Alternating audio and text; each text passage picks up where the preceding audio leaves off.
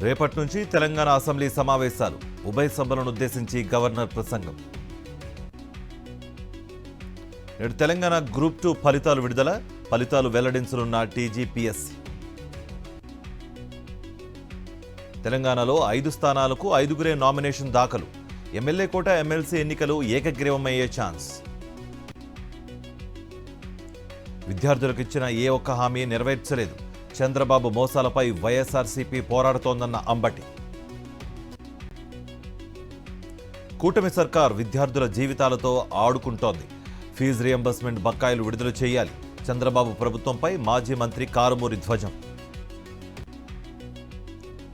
పశ్చిమ గోదావరి జిల్లా తాడేపల్లిగూడెంలో యువత పోరు పోస్టర్ ఆవిష్కరణ.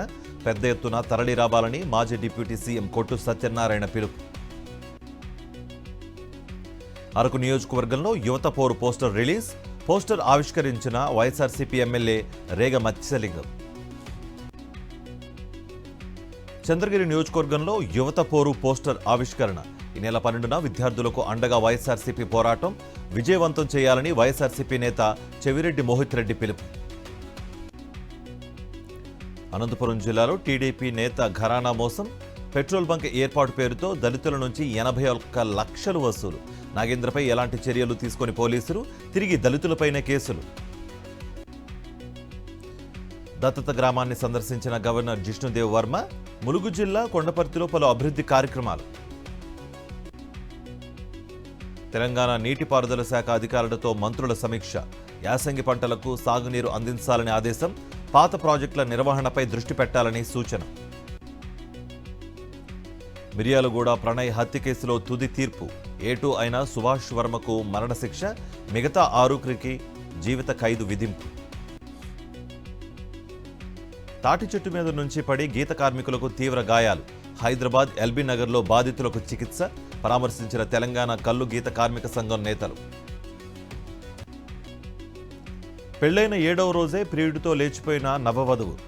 రంగారెడ్డి జిల్లా నర్సింగి పోలీస్ స్టేషన్ పరిధిలో ఘటన. తనకు న్యాయం చేయాలంటూ బాధిత యువకుడు ఫిర్యాదు.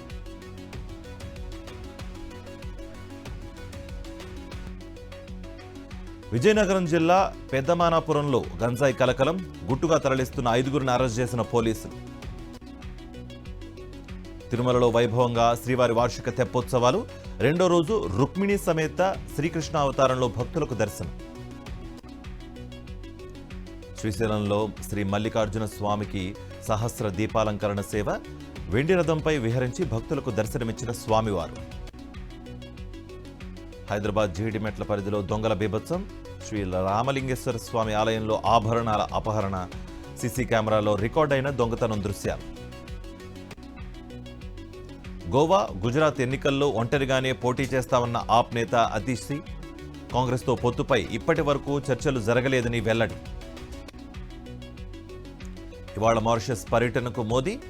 ఆ దేశ జాతీయ దినోత్సవ వేడుకలకు హాజరు కానున్న ప్రధాని. ఉత్తర సముద్రంలో ఘోర ప్రమాదం. ఆయిల్ ట్యాంకర్, కార్గో నౌక ఢీ. మంటల్లో కాలిబూడిదైన భారీ నౌకలు.